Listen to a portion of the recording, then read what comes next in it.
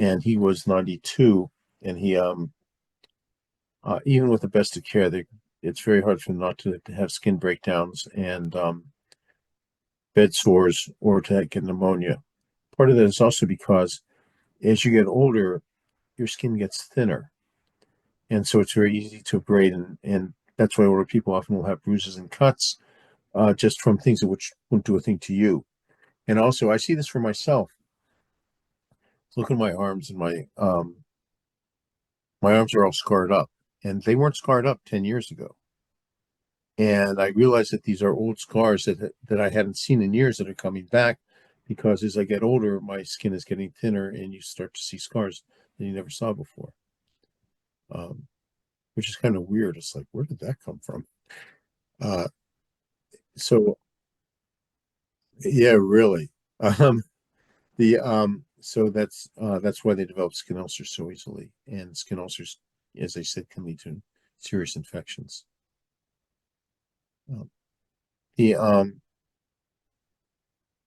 it's kind of a scourge. I mentioned before the reason you never really saw Alzheimer's until, excuse me, relatively recently was that people didn't live long enough. Alzheimer's is still the most diagnosed and the most prevalent form of dementia. Prior to this year, the only way to diagnose it was postmortem by doing basically by taking a look at the brain and seeing if there were plaques and tangles on it, amyloid plaques and these tangles. Um, Now, apparently, there is a blood test to diagnose it, and you don't have to wait post-mortem. What difference, for many of these things, like many of these dementias, Lewy body's dementia, which is what Robin Williams had, and Alzheimer's, and the other forms of multivascular dementia, where people have these tiny little strokes, and gradually the reasoning parts of the brain are just destroyed. Um, so great, we can diagnose it, but there's not a heck of a lot we can do about it. There are some drugs which purport to slow dementia and to slow Alzheimer's, uh, and they do, but it's not. I mean, I guess it's significant statistically, but it doesn't really. It's not really effective.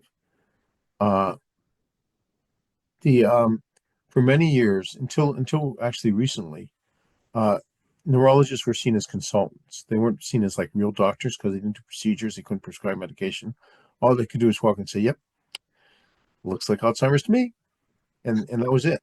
Herbert Klawans, that's another name you should be looking at in terms of books on neurology. Klawans, Klawans. Uh, he's like Oliver Sacks, but not as warm and fuzzy. Um, uh, Writes about the transition between when he first started as a neurologist, where they were called into consult and diagnose, and now where there are medications and treatments for many things, such as MS and such, which were not treatable in the past. And as a result, the role of the neurologist has changed. Uh, but I know when I was thinking of going into medical school, uh, the neurologist really didn't do very much. They just diagnosed. Um, are there any other questions? Okay, so I mentioned if you are interested in neurology or in neuroscience or in neuropsych, um, and as a psychologist, you should have at least some interest so that when a patient comes in, you can determine if they should see a neurologist first. There is a site called DANA, DANA.org, and it's a wonderful site. It's basically brain science for non-brain scientists, uh, and I've always enjoyed it. Um, and if and when the time comes, I'm happy to give you the names of some of the free newsletters which my daughter passes on to me, and I will soon hopefully be getting my own subscriptions. Right now, my daughter is living upstairs while their house is being refurbished, and so I get all of her newsletters. Okay, guys, I got nothing more to say. You got nothing to say except good night. If you do wind up with questions about the exam, let me know. And again, the bunch of you will get together and let me know which question to draw. Thank Hey, you, thank you for Professor. Have a good coming. night.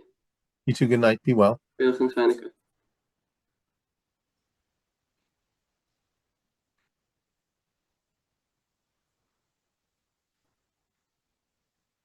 Sure, let me give you your phone number right now. You have paper and pencil? Okay, let's see. Well, let me hang on one second. Let me see if I can give you her email address. Oh, mercy, mercy, Mr. Percy. Um,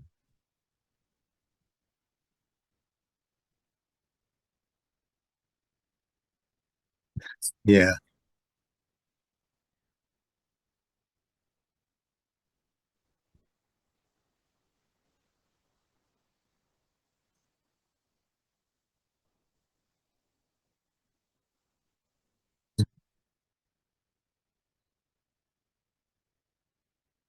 okay,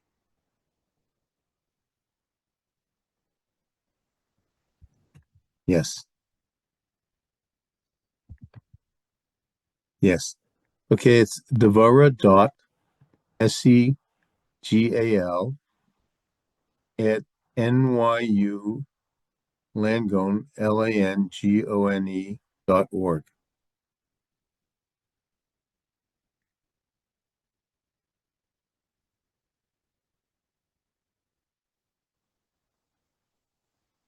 Okay, let's see if I can copy it.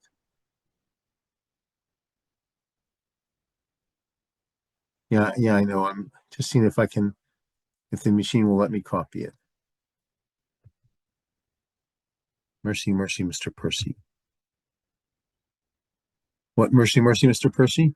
It's a song by Tom Waits. Mercy, mercy, Mr. Percy. There ain't nothing left in Jersey but the broken down jalopy of the man I used to be. And yeah, uh, and no, I cannot copy it. So let me try it again. Okay, it's Devora, Devorah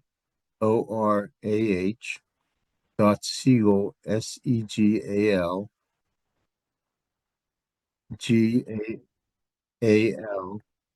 at NYU, one word, LANGONE.org.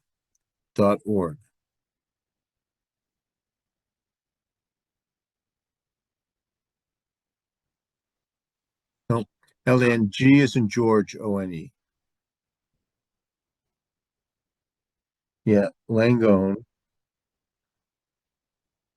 mm-hmm, E.org.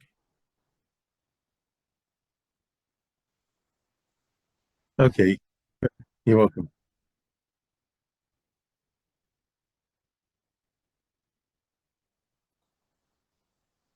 No, it's fine. Fine. It's my pleasure. Hey, sure. And I just need to promise that if I am in the hospital and you are my doctor, you'll take care of me. Excellent. Yes. Yes. I do I do understand. Yes. Thank you. I appreciate it. Yeah, did I tell you when I was getting echocardiogram at MIMO, they said to me, "Do you mind if some students come in?" And I said, "As long as they're not my students." So they all come in, and sure enough, three of them are former students. Yes, I said, "Well, yeah." I said, "Now you get to see your professor with his shirt off."